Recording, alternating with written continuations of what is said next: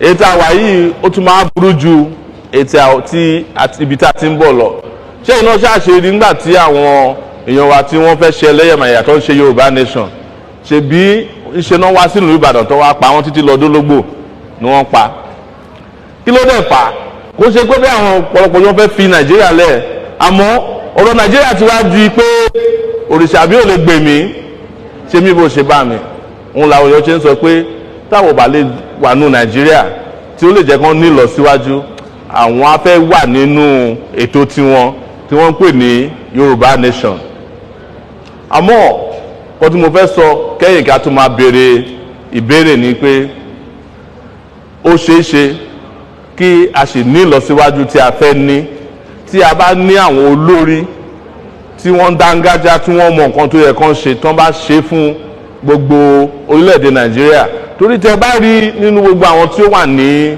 orílẹ̀-èdè Nàìjíríà àwọn Yorùbá ló wà open minded jù tí àwọn náà fẹ́ lọ sílùú ibòmíràn Yorùbá ò ní ọkàn pé inú Yorùbá ò di wọn nínú tó di bí àwọn orílẹ̀-èdè mìíràn tí a mọ̀ so mo kàn fẹ́ gbà yín ní ìmọ̀ràn àti yànjú pé àsìkò ti tó tí a ní láti dìbò ní 2023 fún àwọn ọmọ wa tí wọ́n bá ní làákàyè àwọn èèyàn wa tó bá ní èrò ọkàn láti tún ìlú wa ṣe ẹ jẹ́ kí a padà tá a bá tẹ̀lé padà sẹ́yìn pátápátá ká tẹ̀ padà sí àsìkò bàbá wa Awólọ́wọ̀ ẹ̀yin náà ṣáà mọ̀ gbogbo nǹkan tí wọ́n ṣe ní orílẹ̀-èdè Nàìjíríà àti fún Yorùbá land ìdí ẹ̀ máa fi eléyìí parí ọ̀rọ̀ mi ni pé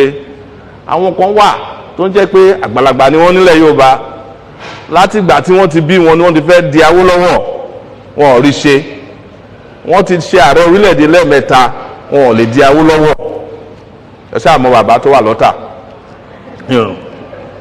ọdún 8 ni wọ́n ṣe ààrẹ orílẹ̀-èdè Nàìjíríà tí wọn ò túnlẹ̀ Yorùbá ṣe wọn ò lè ṣe ọ̀nà láti Èkó dé Ọ̀tà ẹ má dìbò fún irú àwọn èèyàn bẹ́ẹ̀ yẹn àbí èèyàn tán bá fà lé yín lọ́wọ́ wọ́n fẹ́ ṣì yín lọ́nà ni o àwọn tí wọ́n sọ Èkó di ghetto ẹ má dìbò fún wọn àdìpọ̀ ọ̀pọ̀lọpọ̀ Yorùbá ń sọ pé kí n bímọ kí ní bèbè lọ́wọ́ ká fi sídi ọmọ ẹlòmíà bí ẹni bá lọ fi bèbè sí ọmọ tí ò kì í ṣe tiẹ̀ náà ìdí ọmọ ẹlòmíà ló fi sí bẹ́ẹ̀ ni ẹnu mi lẹ ti gbọ́ ọ̀pọ̀lọpọ̀ ọmọ Yorùbá ni ò kì í ṣe Yorùbá torí wọn ò níwà Yorùbá nínú wọn ò nífẹ̀ẹ́ Yorùbá ìfẹ́ ara wọn nìkan náà ní mo fẹ́ dúpẹ́ lọ́wọ́ yín pé ẹ gbà mí láyè láti jẹ́ kí n fi Yorùbá burúkú mi tí fi bá yín sọ̀rọ̀ mo fẹ́ dúpẹ́ lọ́wọ́ chairman wa pé ẹ fún mi ní MC fún mi ní 30% Yorùbá 70% mo ti deliver 95% Yorùbá. Yes.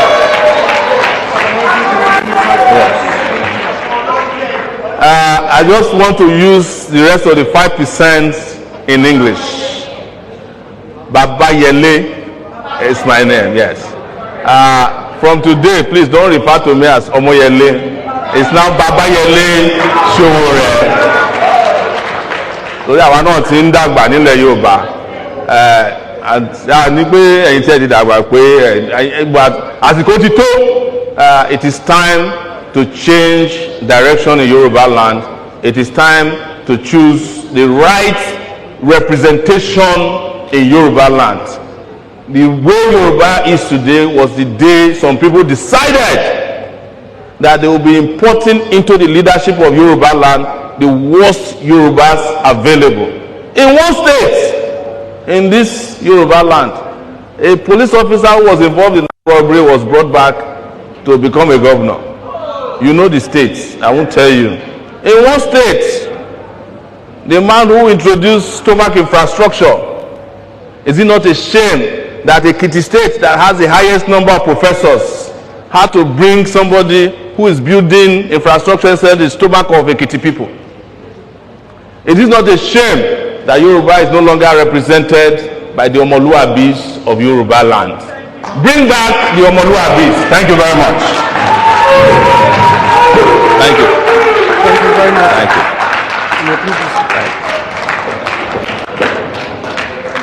Thank you. Thank you.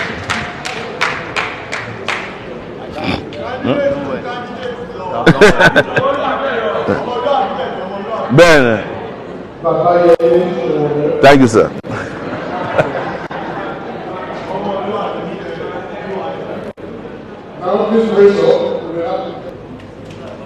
Well, thank you very much, Prof.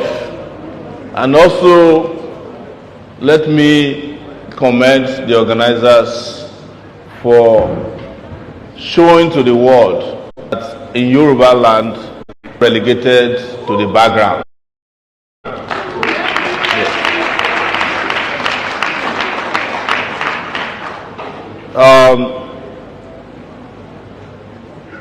I'm an activist because I've led a life of active participation in creating a better society. And I've not done only protests in my life. It would interest you that while I was away in the US, I founded a newspaper company that became a global brand in the US. You can call it media activism, but it was a different genre of journalism that came to change the way journalism is practiced even in Nigeria today. It wasn't protest. I taught in a university, 2 universities in the US, one for a year and the other one for 10 years before I returned to Nigeria. I impart knowledge. You cannot be a university professor in the US if you are not sound upstairs. And that is not protest. Yes. I have created a political party from the scratch.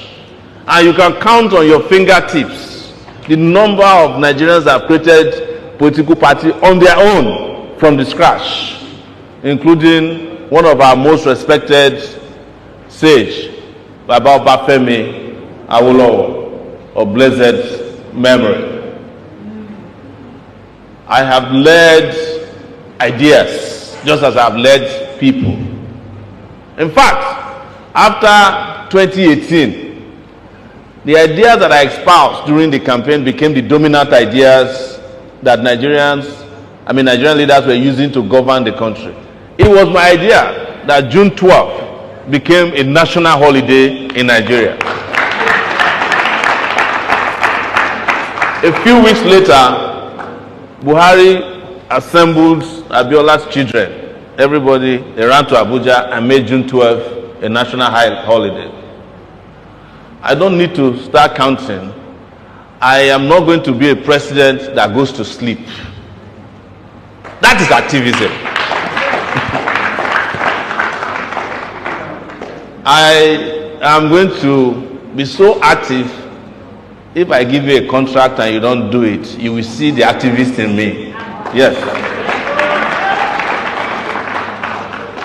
Because, like you said, one of the things we haven't had in terms of leaders, even in Yoruba land, is that we have not had fearless leaders for a long time. We have not had bold leaders for a long time. We have not had courageous leaders for a long time. We have only had wheelers and dealers. Màmá mi àti bàbá mi tẹ́ wà lórí ìjókòó ṣé tó fẹ́ gbọ́ Yorùbá mi lẹ́ẹ̀kan sí ẹ ṣeun gan pé nǹkan tó ń béèrè ni pé ṣé tí n bá dé orí oyè gẹ́gẹ́ bí ààrẹ orílẹ̀-èdè Nàìjíríà ṣé kò ń ṣe jàgídíjàgan nìkan la lọ́ máa ṣe ń bẹ̀ wọ́n á ń sọ fún wọn pé a ti tóbi ju ẹni tó lè máa ṣe jàgídíjàgan àmọ́ a nígbà kẹ́nikẹ́ni fi ọwọ́ ọlá gbà wá lójú torí ohun tó fà á tí Yorùbá ò ṣe ní lọ síwájú bó ṣe yẹ ká ní pé ó ti pẹ́ sẹ́yìn tí a ti ní àwọn ààrẹ tí a lè pè ní ààrẹ ọ̀nà kakanfò bí a ṣe ń ní tẹ́lẹ̀. àwọn ẹfún ṣe tán ní wúrà ilẹ̀ Yorùbá ò sí mọ́ ṣẹ́gbọ́. ìdí ẹ̀ ni a ṣe ń sọ pé yẹ́ tá bá débẹ̀ a rí i pé irú ọ̀nà Ìbàdàn sẹ́kọ̀ọ́ tí wọ́n fọgbọ̀n ọdún ṣe àwa ṣe lóṣù mẹ́fà àbí irú ẹ̀rọ jẹkọjẹkọ tó ń pè ní train tó ń wá látèkó fún wákàtí 4 àwa máa rí i pé ó ń dé Ìbàdàn ní 30 ìṣẹ́jú ṣé yẹn wá jẹ́ nǹkan burúkú. ṣebí ilẹ̀ Yorùbá ló kọ́ ní skyscraper, ilẹ̀ Yorùbá ló kọ́ ní tẹlifíṣọ̀n ìkíní nílùú Ìbàdàn yìí. àwa la kọ́kọ́ ní stadium àkọ́kọ́, àwa la kọ́kọ́ ní yunifásitì àkọ́kọ́. nísìnyí à ní nǹkankan, àjámọ́ nǹkankan mọ́, torí ẹ̀ ló ṣe fà á tí àwọn àtòrìnwá náà ṣe ń dà wá káàkiri. tí báwo ni Yorùbá ṣe ń palówe pé tí ọmọdé bá lóògùn burúkú àbí àkọ́kọ́ fi dán tí dàda tí ò bá lè jà ṣé nǹkan burúkú ni ká lọ́mọ tó gbójú tó bá wà ní president Nàìjíríà kò já àti nǹkan burúkú. so nǹkan tí ìdáhùn mi jẹ́ sí àwọn ìbéèrè yìí ní sir prof ẹ ṣeun mo dúpẹ́.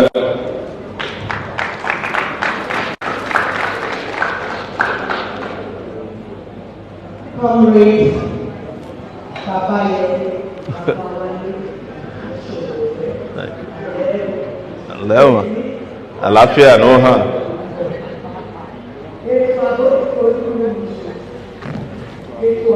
bẹ́ẹ̀ni bẹ́ẹ̀ni.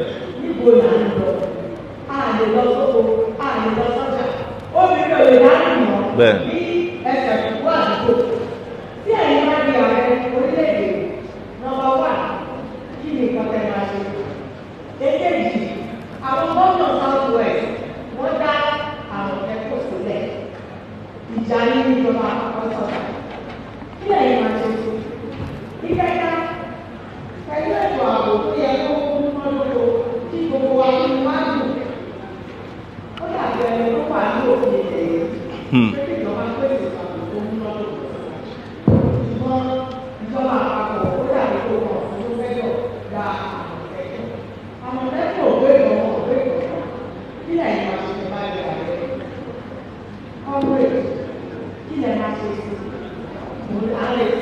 Yes. ẹ ṣe bí ọ̀rọ̀ tí ìbéèrè tí ẹ béèrè ìbéèrè ni àmọ́ nǹkan tó tún ta yín lọ́kàn náà lẹ sọ síta yẹn. ìjọba àpapọ̀ ló fà á kí àwọn àtọ̀runrìnwá ṣe ń pààyàn nílẹ̀ Yorùbá. tó o bá jẹ́ bẹ́ẹ̀ ni ibi tátọ̀runrìnwá ṣe gbà wá náà ni ò bá gbà tí máa gbà lọ́nlẹ̀ Yorùbá. torí security infrastructure tó wà ní orílẹ̀-èdè Nàìjíríà àwọn ìjọba àpapọ̀ tí wọ́n wà ń bẹ̀ èmi fẹ́ sọ nílẹ̀ Yorùbá lè ní kẹgbọ́n mi nítorí mo lò oṣù 5 lẹ́wọ̀n l'Àbújá ní 2019 èmi wà pẹ̀lú àwọn èèyàn wa tán wá láti òkè lọ́hùn. agenda wọn pàápàá jùlọ Buhari ní láti parí ìjà tó ń jà kù nígbà tó ń dé lọ́rin tí wọ́n ní pé kọ́ńkọ́n ká orílẹ̀-èdè wa láti ọ̀dọ̀ wọn títí lọ dé Atlantic Ocean. nǹkan tó wà lọ́kàn Buhari nìyẹn. anybody tó bá sọ pé kò ń ṣe bẹ́ẹ̀ irọ́ ló ń pa. ẹ má jẹ ǹtàn yín jẹ wọ́n ń fẹnu ara wọn sọ báyìí pé ọ̀nà kọ́nà tán bá lè gbà láti dojú orílẹ̀-èdè tó kù bolẹ̀ ni wọ́n máa gbà. wọ́n dẹ̀ ti ń ṣe wọ́n kó àwọn èèyàn wọn wá sí àwọn ìgbèríko wa kó ṣe pé kò ń ṣe ní Fúlàní ti ń wá sílẹ̀ Yorùbá kò ń ṣe ní láti mọ wọn tó máa ta oògùn wọn á ṣe magic wọn á tún padà lọ àbí wọ́n ṣe ń ṣe ìgbésí ayé wọn nìyẹn. kí ló wá dé tó jẹ́ pé wá dìgbà kan wọ́n lọ wọn padà ó níyàn tó rán wọn níṣẹ́ yẹn bọ̀ kò ń ṣe ilẹ̀ Yorùbá nìkan náà ṣe sí wọ́n ṣe sí Benue wọ́n ṣe ní Plateau àmọ́ èmi ò fẹ́ máa sọ̀rọ̀ ẹlẹ́yàmẹ̀yà níbí ìdí ẹ̀ ni pé àwọn tí à ń dìbò fún kán represent wa táwọn náà bá ti dábòjá tó ń ti fi náírà dí wọn lẹ́nu wọn ò represent yín mọ́ àbí yàtọ̀ sí gọ́vnà ṣèbí à ní àwọn amòfin kí ló táwọn amòfin wọn ò jà fún wa àpò ara wọn ni wọ́n ń jà sí kó dẹ̀ bẹ̀rẹ̀ lẹ́nìí àwọn kan náà jókòó náà ṣèpàdé pé Abiola ò ní di ààrẹ orílẹ̀-èdè àtọ́ àti gbogbo orílẹ̀-èdè dìbò Abiola win election ní Kano now kí ló dé tẹ́ tó win election Kano lè jẹ ààrẹ orílẹ̀-èdè Nàìjíríà agenda yẹn ti wà tipẹ́tipẹ́ Buhari ni wọ́n wá rán last kó wá ṣe iṣẹ́ yẹn èmi ń sọ nítorí nǹkan táwa gbọ́ lẹ́nu wọn ni wọn kì í fi bò so tẹ́ bá dé gbogbo ilẹ̀ Yorùbá àwọn sójà tó ń rán wa àwọn èèyàn wọn ni àbá àwọn èèyàn tó ń gbọ́rọ̀ sí wọn lẹ́nu àwọn ọlọ́pàá tó ń rán wa wọ́n ń pe àwọn governors wa ní chief security officers but wọn ò lè bọ́ ọlọ́pàá sọ̀rọ̀ kọ́ ọlọ́pàá gbọ́rọ̀ sí wọn lẹ́nu ìmí inú wọn even ADC ẹ̀ kò kí ń gbọ́rọ̀ sí lẹ́nu àmọ́ ìdí tó ṣe ń ṣe bẹ́ẹ̀ ni pé àwọn náà ti wọlé Yorùbá pé àwọn tí wọ́n ń jó lórí wa wọn ò gbádùn because wọ́n ní ṣé èrí tí arígún àbí láṣẹ ń tagún lọ́fà wọ́n mọ ìdí tí àwọn nǹkan yẹn ṣe ń ṣẹlẹ̀ bọ́dẹ́ bẹ̀rẹ̀ nípa Àmọ̀tẹ́kùn nǹkan táwọn máa ṣe táwọn bá di orílẹ̀-èdè Nàìjíríà àti tí a wọlé o gbogbo ẹ̀ la máa dá padà sí orílẹ̀-èdè wa because tẹ́ bá rí mọ́ ṣe organize ilẹ̀ Yorùbá àbí different parts of Nigeria anybody ló ní ètò ààbò tí wọ́n ń ṣe ládùúgbò wọn wọ́n ṣe ní ìlú ẹlòmíì tẹ́ bá fẹ́ wọ ìlú wọn ó ní nǹkan tẹ́ máa bá ní tẹ́ bá ṣe ń wọ̀lú tó ń ṣe èèyàn gan ó lè jẹ́ ṣígìdì náà ń gbé síbẹ̀ ẹni bá fẹ́ gbé ṣígìdì síwájú ilé ẹ̀ ètò tiẹ̀ nìyẹn ẹ fẹ́ ṣe campus police o àwa wà lẹ́yìn yín torí kò sí nǹkan tó dàbí ààbò àbí ẹ gbọ́ mi ààbò yẹn ṣe pàtàkì tẹ́ ẹ bá ní ààbò ẹ lè ní lọ síwájú tẹ́ ẹ bá ní ààbò ẹ lè lọ síbi iṣẹ́ tẹ́ ẹ bá ní ààbò a lè dáko ààbò ṣe pàtàkì ó ṣe kókó àmọ́ ọ̀kan tí mi máa sọ ni pé tẹ́ bá ń gbọ́ Àmọ̀tẹ́kùn gbà míì náà ẹ rí i pé Àmọ̀tẹ́kùn ò yàtọ̀ sáwọn tó dá wọn sílẹ̀ ṣé àwọn tí ò sanwó oṣù ló máa dá Àmọ̀tẹ́kùn sílẹ̀ ṣóyè tó bá ti fẹ́ ṣe election Àmọ̀tẹ́kùn ṣe Àmọ̀tẹ́kùn mọ́ wọ́n di amọ̀dìbò ó tọ́ ni wọ́n á lọ máa gbé àpótí tí ò yẹ kán gbé Àmọ̀tẹ́kùn di ẹni ń pa Yorùbá Yorùbá ń pa Yorùbá náà Àmọ̀tẹ́kùn ti di nǹkan tó ń lò fún yahoo yahoo ṣé problem Nàìjíríà ni yahoo yahoo ni àbí àwọn kidnappers so a gbọ́dọ̀ wá clear pé tá a bá dá ẹgbẹ́ sílẹ̀ fún ètò ààbò ẹgbẹ́ yẹn láti mọ nǹkan tí ó ń ṣe a dẹ̀ gbọ́dọ̀ fi àwọn governors yẹn ńlẹ̀ láyè láti máa ṣe nǹkan tó wù wọn pẹ̀lú Àmọ̀tẹ́kùn Àmọ̀tẹ́kùn gbọ́dọ̀ jẹ́ Àmọ̀tẹ́kùn tó ń dáàbò bo àwọn ọmọ Yorùbá tó yẹ Àmọ̀tẹ́kùn náà gbọ́dọ̀ jẹ́ wọ́n gbọ́dọ̀ ní ọ̀tẹlẹ̀múyẹ́ títí wọn kò ń ṣèbọn nìkan ní ètò ààbò ńgbà míì intelligence collection káti ẹ̀ mọ̀ ibi táwọn ọ̀tá wà ibi tó ń gbà bọ̀ ó ṣe kókó tó gbogbo ẹ̀ la máa rí pé ó ṣeé ṣe ẹni bá dá Àmọ̀tẹ́kùn lẹ̀ á support wọn ẹ fẹ́ dá Àmọ̀tẹ́kùn lẹ̀ ẹ fẹ́ dólógbò sílẹ̀ ni o ètò ààbò tó bá wù yín ẹ ṣe àmọ́ nǹkan tó ṣe kókó jù ni pé a láti rí i pé ètò ààbò kẹ́tì àbùdá bá ṣe a gbọ́dọ̀ violate ẹ̀tọ́ àwọn aráàlú ìyẹn ṣe kókó ó ṣe pàtàkì fáwọn àtàfẹ́ jẹ ààrẹ orílẹ̀-èdè nǹkan tí màá dẹ̀ sọ gbẹ̀yìn ni pé kò ń ṣe ààbò fún Yorùbá nìkan la need ààbò fún gbogbo àwọn ọmọ orílẹ̀-èdè Nàìjíríà la need torí tó bá dáàbò bo Yorùbá nìkan tí wọn bá dáàbò bo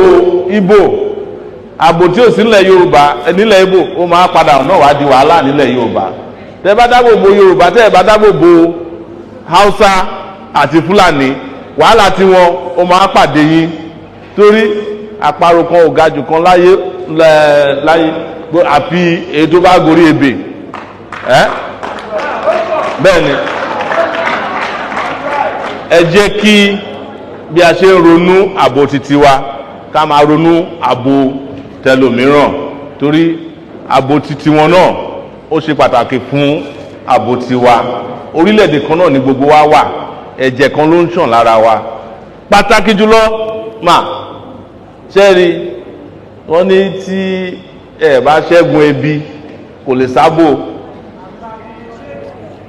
ẹnìkan jẹ́ àánú àwọn olówó máa ń ṣe mí nìtàn lọ kọ́lé rẹpẹtẹ wọ́n á ṣe fẹ́ǹsì síbẹ̀ tẹ́bí bá pa àwọn aráàlú wọ́n máa fo fẹ́ǹsì bẹ́ẹ̀ ní fo high jump lólympics ni o bẹ́ẹ̀ ni tí a bá ṣètọ́jú fún gbogbo ìlú kí gbogbo nǹkan tó tọ́ sí gbogbo èèyàn kó wà lọ́wọ́ wọn à ń tanra wa jẹ ni tẹ́ bá ṣàbò fún Yorùbá tí ẹ̀ ń gbé nínú àlàáfíà tẹ́ ń ṣe yọ̀tọ̀ mi ṣé àwọn tó kù máa wò yín ni ṣé Ìgbò máa wò ní àbí àwọn Ẹdó máa wò yín ni tó bá ń da fún yín gbogbo wọn máa múùbù sí YorubaLAND ni bọ́n ṣe ń ṣe sékòó ń sìn yín ni ọ̀pọ̀lọpọ̀ àwọn tí ẹ wò tí ó wà lẹ́kọ̀ọ́ tí wọ́n ń dá wà lálẹ́ ebi ló dé wọn lẹ́kọ̀ọ́ tá a bá yanjú ọ̀rọ̀ ebi àti ìyà ìṣẹ́ kádẹ́ ríṣẹ́ fún àwọn ọ̀dọ́ à ń tanra wa jẹ ni lọ́rọ̀ ẹ̀rọ ọ̀rọ̀ mi ò ju bẹ́ẹ̀ yẹn lọ ẹ ṣé.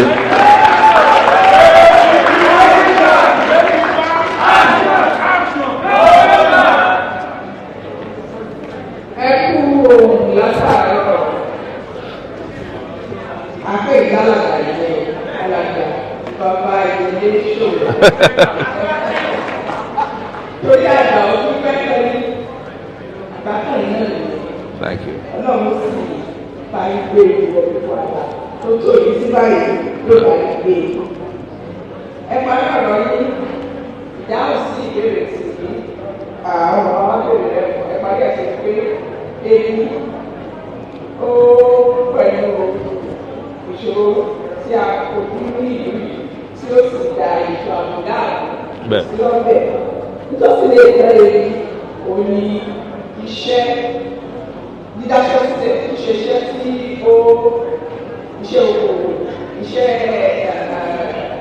Iṣẹ́ ọwọ́ bẹ́ẹ̀ ni bẹ́ẹ̀.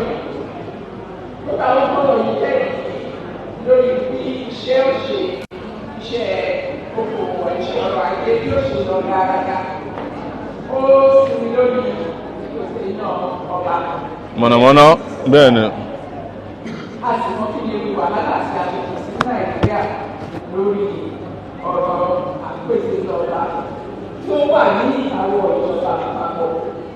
Ọ̀pọ̀lọpọ̀ ọdún sẹ́yìn báyìí lórílẹ̀ ìjọba àpapọ̀ nìkan nítorí àwọn ìjọba ìbílẹ̀ àti ìjọba ìbílẹ̀ láwọn ní àyíkájú gẹ́gẹ́ bí àṣẹlẹ̀ ètò ìṣèjọba Nàìjíríà sí agbára tó wà lọ́wọ́. Lọ́wọ́lọ́wọ́ báyìí ó ti iná ti gbé lórí gbogbo fún wa ní ilẹ̀ Yorùbá. Aṣíwájú wa ti di èrè lórí ọ̀rọ̀ iṣẹ́ àti ìlọsíwájú. Àìsàn pèsè iná ọba bó ṣe tó àti bó ṣe yẹ ó pẹ̀lú ọ̀nà tó fa ìfàsẹ́yìn ìjọba. Ó wù wá báyìí ilẹ̀ Yorùbá láti ní agbára fún àwọn ìpínlẹ̀ láti máa pèsè iná ọba àti generation àti transmission àti distribution. Yẹ́ ó ṣeé ṣe kálẹ̀ ìjọba yìí tí Ọlọ́run bá jẹ́ ẹ̀kọ́ sí ìlú láti lè ṣe Nàìjíríà lórí àwọn ìpínlẹ̀ máa ń ní àǹfààní àti máa ṣe ìfọ̀rọ̀ àwọn òṣìṣẹ́. Ẹ bá fún ìyá wa látẹ̀wọ́ ẹ̀jọ̀ ẹ bá fún wa látẹ̀wọ́. Lára àwọn ètò tí a fẹ́ ṣe ṣe rí i pé à ń pèsè iná mọ̀nàmọ́ná tí Yorùbá mọ̀ sí mọ̀nàmọ́ná àbí ohun tí ó wà lára ètò tí àwa fẹ́ ṣe ni.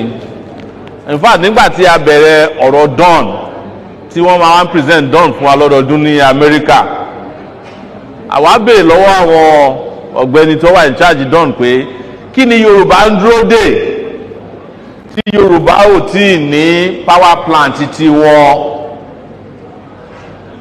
ṣebí power plant wà ní Ọmọtọ́ṣọ́ Yorùbá ní epo nílùú wa ní Southern Senatorial District ní Ondo State ó máa ṣe ìyàlẹ́nu fún yín wípé láti bí ọdún 13 sẹ́yìn kò síná ní Ondo State ní Southern Senatorial District ti Ondo State kò síná. Meanwhile mọye tí Nàìjíríà ń pa lórí ọ̀rọ̀ epo ní Ìlàjẹ àti Àrògbò ìjọ Àrògbò side billions ní Chevron ń wà lépo ń bẹ̀. Ibi tí a ti máa bẹ̀rẹ̀ ọ̀rọ̀ iná wọ́n ṣe pé kákọ̀ sọ pé wọ́n fẹ́ máa generate a fẹ́ máa transmit. Nǹkan tí mo fẹ́ sọ fún yín ni pé ó ní nǹkan tó ń pè ní gas tó wà lábẹ́ ilẹ̀. Mi ò mọ bí Yorùbá ṣe ń pe gas. Afẹ́fẹ́ a lè máa pè ní afẹ́fẹ́ rere kò ń ṣe tó ń pààyàn ọ̀rọ̀ tó ń gbéyàn lọ. Òun la fi ń dáná ìyẹn náà wà yanturu ní Ondo State. Ó wà ní Ẹ̀pẹ́ plenty of gas ó wà ní Ẹ̀pẹ́. Nǹkan tá a máa bẹ̀rẹ̀ ni pé èmi máa ṣe ètò yẹn ni pé kí àwọn ará ìlú Nàìjíríà níbi tó ti ń wa epo kó jẹ́ àwọn bíi state ló máa gba oil license àbí òye yín so that irú Ondo State àwa ló yẹ ká ní oil wells tó wà l'Ondo State ká máa license ẹ̀ fún àwọn Chevron ibẹ̀ láti lè rówó tí a lè fi ṣe iná mọ̀nàmọ́ná tiwa ibẹ̀ láti lè rí àwọn owó tí a lè fi tún ilẹ̀ Yorùbá ṣe. Ìdí tí a ṣe sọ bẹ́ẹ̀ ni pé ilé kan wà lẹ́gbàdàn tó ń pè ní cocoa house ṣe bí owó kòkó ni wọ́n fi ṣe cocoa house. Kí ló dé tí láti gba cocoa house tí a ní gas house àbí ká ní petrol house àbí ká ní fish house gbogbo àwọn àbí ká ní gold house torí kò ń ṣe dòdò Ìkirè nìkan ló wà l'Ọ̀ṣun state o góòlù wà ní Ọ̀ṣun àmọ́ góòlù Ọ̀ṣun kò sí lọ́wọ́ àwọn ará Ọ̀ṣun ọwọ́ federal government ló wà àti àwọn tí wọ́n ń gbẹ̀yìn kó àwọn tó ń wa gold illegally wọlé ẹ̀yin mọ̀ wọ́n àní láti dárúkọ wọn gbogbo ẹ̀ ló yẹ kó jẹ́ títí wa àwọn nǹkan tí a lè fi develop ọ̀dọ̀ wa nìyẹn. Kí ni eléyìí mú wa lọ sí ó mú wa lọ sí restructuring àbí òye aláti restructure Nàìjíríà kí àwọn ará Nàìjíríà àwọn orílẹ̀-èdè àtàwọn region Nàìjíríà kó lè develop àwọn nǹkan tó jẹ́ títí wọn kó fi tún ìlú wọn ṣe kí gbogbo nǹkan kó má sí lọ́wọ́ federal government. Àmọ́ a lè restructure Nàìjíríà pẹ̀lú 1999 constitution táwọn ológun dá sílẹ̀ torí constitution yẹn kò gba ìlọsíwájú orílẹ̀-èdè Yorùbá láyè àwọn ológun ló dá constitution sílẹ̀ tí wọ́n sá lọ ní 1999 àwa kọ́ la ṣe constitution irọ́ wọn tí wọ́n kọ síbẹ̀ pé àwa aráàlú la dá constitution àwa ò síbi tí wọ́n ti dá constitution sílẹ̀ o. wọ́n ṣe constitution tuntun ó wà lára ètò tí ẹgbẹ́ AAC máa dá sílẹ̀. tẹ́ bá ti ní control resources yìí epo ni o gáàsì ni o kòkó ni o ní ìlú wa l'Ondo State epo kò ń ṣe epo rọ̀bì o epo tí wọ́n fi ń ṣoúnjẹ àbí palm oil. Ǹjẹ́ ẹ mọ̀ wípé nígbà tí palm oil production lọ l'Ondo State kò sí virtually everybody ló wà employed l'Ondo State.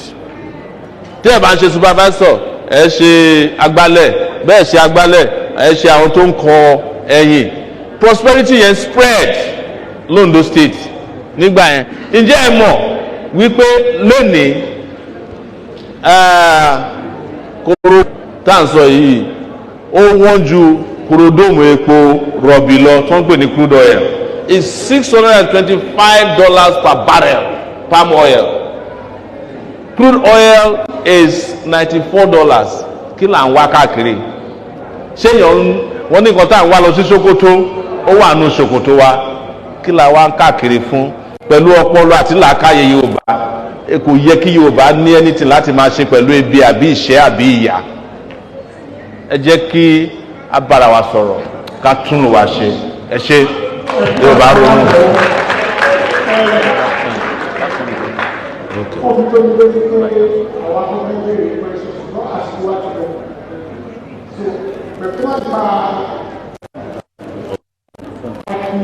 Yeah, they're almost wrapping up. Oh.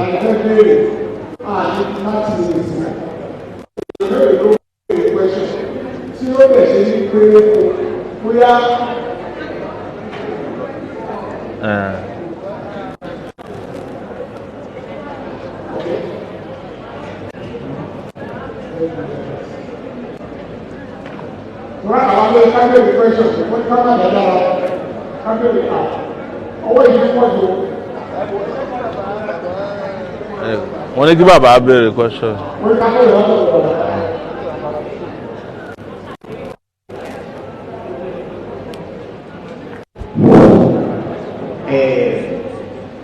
Gbogbo ìdókòwò òjijì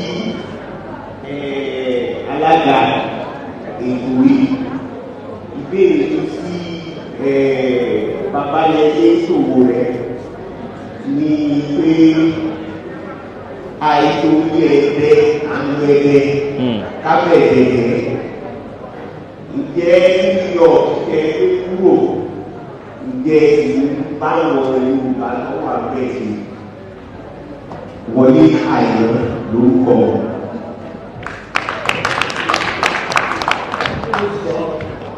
Okay.